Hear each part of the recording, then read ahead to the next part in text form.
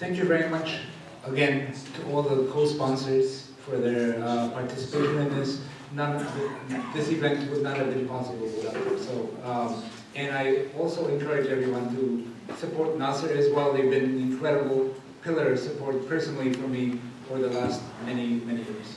So, so having said that, let me give you a few remarks in the form of an introduction to the topic of the Mkhit arist congregation and the topic of the conference. I want to do several things in this short, hopefully 15-minute introduction, so as to set some context for what is to follow over the next 2 days. First, I'd like to begin by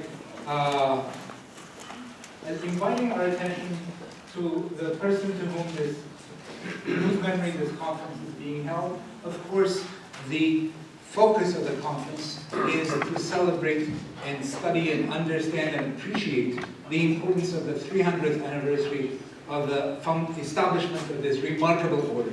There is absolutely no doubt as to the importance of this order's contributions in Armenian culture, history, literature, and so forth. So, however, at my own personal intervention, I have decided when I first came up with this idea of having a conference to commemorate this important milestone in Armenian history, I wanted to take the opportunity of discharging an important emotional, spiritual, and most importantly, academic debt that I've been carrying with me for the last at least 20 years. And that is the intellectual debt that I have to this man here, Sahak Djemjemian, about whom I will say a few words.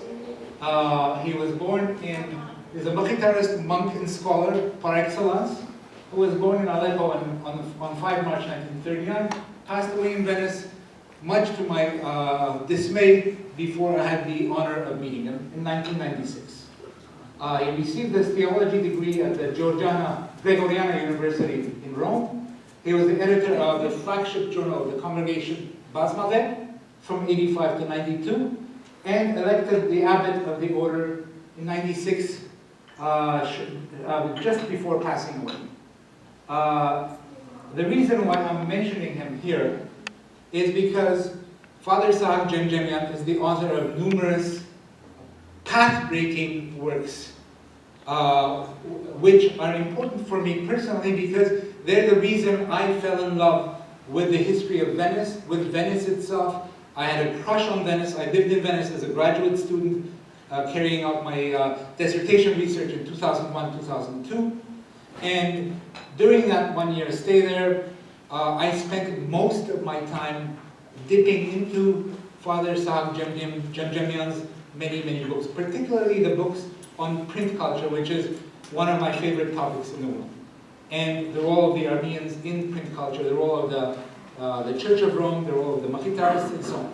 And during that 1 year I spent in Venice, I developed an incurable kind of love affair with Venice and with the Armenian presence, the spectral presence of Mkhit and his followers in Venice, and that is largely, personally, due to the work of this extraordinary scholar. He is the work of numerous works. He's the author of numerous works, as I mentioned, of which the most important are these: Mkhit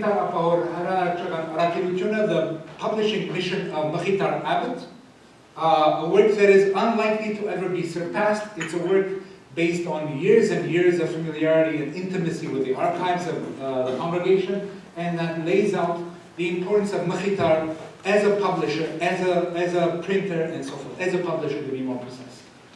This is followed with this book, Height of Opportunity of Rome, Armenian Printing in Rome, which also is trailblazing, and I don't think will be surpassed, at least in my lifetime. I have worked tirelessly over the last 20 years myself in the archives of the Propaganda Fide, and not a day has gone by when I have not thought of Father Sahak Djemjemian's brilliance and thought to myself, it is impossible to surpass this person's familiarity and intimacy with the archives and his ability to tell such a compelling story that makes anyone with a heart and a mind fall in love with the importance of this saga. So, he's also the person who cataloged numerous volumes of the Mkhit arist congregation's art manuscripts, And so for all these things, I won't belabor the point too much. I think personally, and this only reflects on my choice, I wanted to take this opportunity of discharging my duty as a filial kind of follower of this person's scholarship. And so, having said that, let me very quickly move on to the general, larger theme of the conference, the theme that hopefully brings together many of these papers. The theme of the conference is confessionalization and reform. Confessionalization, you may wonder, is a term that is alien to many of us here, I'm sure of it. So what is confessionalization and how does it relate to Mkhit? Well, confessionalization is a term that was invented sometime in the late 1970s by two German scholars in Germany and refers to a complex set of processes that took place in Europe sometime between the state settlement of Augsburg, bringing the first round of wars between Catholics and Protestants to an end, and the Treaty of Westphalia in 1648, bringing the last round of major religious wars in Europe. It's a term that refers to the messy reality that took place in between, which is a reality that is characterized by one overriding theme. That is, the hardening of confessional distinctions and boundaries between Catholics and Protestants first in Europe, and the importance of the state in forming new subjectivities and creating new desires in individuals and subjects that are religiously shaped. Now, over the last 15 years or so, 20 years, the idea of confessionalization has been taken out of its narrow cocoon of European studies and expanded to include the non-European world. In this case, particularly the Eastern Mediterranean, including the three major gunpowder empires of the Eastern Mediterranean world, namely the Ottoman Empire, the Safavid Empire, and to some extent also the Mughals. Other scholars have taken the idea of confessionalization in terms of religious reform and revival on a much broader scale and began to study it in the context of the Far East as well. Essentially, it's a large-scale process that includes what scholars before the 1970s generally referred to as the Long Reformation. So, in the Ottoman Empire, confessionalization was important because it began because of events that took place first in the Safavid Empire of Iran, which, as some of you may know, was established in 1501 by Shah Ismail, and soon after the establishment of the empire in 1501, the Safavid rulers of Iran began to oversee a large project of confessionalization by converting Iran officially into a Shia state. This itself had a ricocheting effect in the neighboring Ottoman Empire, which then began to redefine itself as a largely Sunni, exclusively Sunni state. This is a term that is referred to as Sunnitization, that my colleague in Hungary, Tijana Kristic, has studied in detail. So, Sunnitization in the Ottoman Empire, of course, had certain implications on what the Armenians were doing, because the Armenians were important subjects in the empire. Whatever happened in the larger Ottoman state itself had a ricocheting effect on the subjects of the empire. And so this brings me very quickly to say a few things about confessionalization in the context of Mkhit. Why, you might ask, is Mkhit even included in this larger wave of confessionalization that swept across the Eastern Mediterranean? The reason why he's included and why his remarkable order is included is because of events that unfolded in Constantinople, the capital of the Ottoman domains, in the late 1600s, following decades of confessional conflict between Armenian Catholics and Armenian Apostolics, but reaching a crescendo in the 1690s, late 1690s and early 1700s, when two patriarchs were elected to the throne of the Patriarchate in Istanbul, namely Patriarch Yeprem Hapansi, or Yeprem of Gapan, 1701-1702, followed by his successor, Avedik Yevtogiatsi, about whom my student Daniel Ohanyan is writing a very promising dissertation. So, these two patriarchs presided over 2 or 3 waves of confessionalization, confessional conflicts, targeting Armenian Catholics in Istanbul and in the empire as a whole. Istanbul had 8,000 Catholic Armenians, to the best of our knowledge, in 1700, and they became the target of persecution by the Patriarchate, which was itself egged on by the Sheikh al-Islam of the time, Fayzullah, who goaded the patriarchs and supported them in the process of purification of the faith, which had been the case in the Ottoman Empire. And so soon after, the waves of persecution were launched. 3 major Catholic missionaries in Istanbul were targeted. These included Khachatur Yersurmetsi, a man worthy of several books on him, but has largely gone unnoticed. Gomidas Kömürcan, and the most important of the 3, and the person who is the subject of this conference in many ways, Abbot Mkhitar, or Mkhitar Sepastati. Now, very quickly, Mkhitar Sepastati obviously was born in Sepastia or Sivas, as his moniker indicates. He was born in 1676, passed away in Venice in 1749. He spent a great many years of his youth in search of wisdom and enlightenment. He was a mobile figure. He moved around much of Asia Minor in search of education and enlightenment.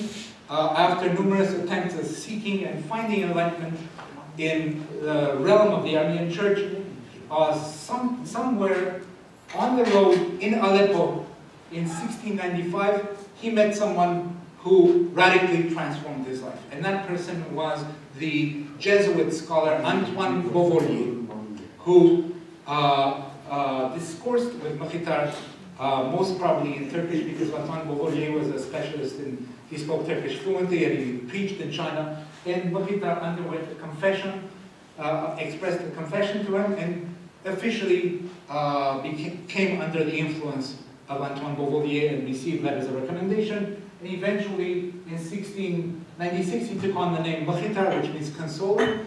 And in 1701, he arrived in Istanbul in 1700, but in 1701, September the 8th, a date that should be enshrined in most of our memories, he established the Mkhitarist congregation with a following of 8 to 10 disciples. And he established this congregation in the very midst and throes of a confessional kind of wave of persecution focusing on Catholics. So this is Mkhitar himself. Two popular sketches that you've seen are images. And 1703, Mkhitar was able to finally leave Istanbul, Constantinople, where he had taken refuge from the waves of persecution, hiding first in the Jesuit compound and then followed by the Capuchin compound in the city, which was right next to the French ambassador's residence, where he had some form of protection. 1703, he fled to Izmir, Smyrna, and from there he boarded ship and went straight to the Peloponnese, which, if I can, basically is right here in modern-day Greece, in a town called Medon in the Peloponnese, where he established his order in 1703, and stayed there until 1715. In 1715, at the news of an advance of the Ottoman forces on the island, Mkhitar, with his 8 disciples, boarded the ship once again on the road of mobility, and sought refuge in the Serenissima, or the Queen of the Adriatic, Venice. Venice, of course, was in control of the Peloponnese, and much of this area was part of the Venetian maritime empire at the time. So, having he knew all these contacts, he arrived in Venice in 1715. He lived in the neighborhood of Castello, and shortly afterwards, due to extraordinary privileges by the Venetian Senate, was granted the island of San Lazzaro, where he would establish his order on a permanent footing. And that happened in 1717. I believe also September the 8th, but my memory may be a little rusty on this one, but certainly in 1717, 300 years ago, almost to the month. So I won't say more. I'll just very quickly tell you that the congregation, after he established himself in Venice, in San Lazzaro, devoted itself to pursuing a wide-scale and transformative Reformation and Renaissance of Armenian culture and letters and manuscripts and publishing, which resulted in interventions in the realm of language. Mkhit himself was the author of 2 grammars, the grammar of the classical language published in 1730, and the grammar of the vernacular language of Western Armenian written in Armeno-Turkish, which is a language in Turkish, basically Ottoman Turkish, vernacular Anatolian Turkish, written in Armenian script, but it's the first grammar of modern Western Armenian. He also, and his disciples were also crucial in these 2 volumes of, these 2 classics, a 2-volume etymological dictionary of Armenian, whose importance it is very, very difficult to minimize. And of course his followers then made interventions in education, history, and so forth. And I will end with this because I think the other presentations that will follow today and tomorrow will be touching in much more detail with much more expertise on particular aspects of this. So having said that, I will conclude by once again thanking all of you, the co-sponsors, and especially Father Vahan for being here. It's very difficult. I'm sure the travels were very difficult just to be here for a few days, but I'm grateful that he's here to represent the order, and also very grateful for the Archbishop, His Excellency Laban Zekan, for offering us his very illuminating overview of Mkhit's contributions. And thank you again. I look forward to talking to you perhaps later. And just one more quick note. We have dinner tonight at the Bridges Theater at 7 o'clock for anyone who's interested in joining us. Afterwards, we have 2 remarkable tour de force keynote addresses. First tonight by Professor Krikor Beledian from Paris, followed tomorrow night by my own teacher, Mark Neshanian, who actually first introduced me to Sahak Djemjemian's work at Columbia when I was doing a dissertation, and I had to read Sahak Djemjemian on for my comprehensive exams then. So we have these 2 lectures tonight, a film from Armenia on Voskani Revanti tonight, and Mkhitar tomorrow night, as well as dinner. So I hope you will take this opportunity of participating in it. Thank you very much.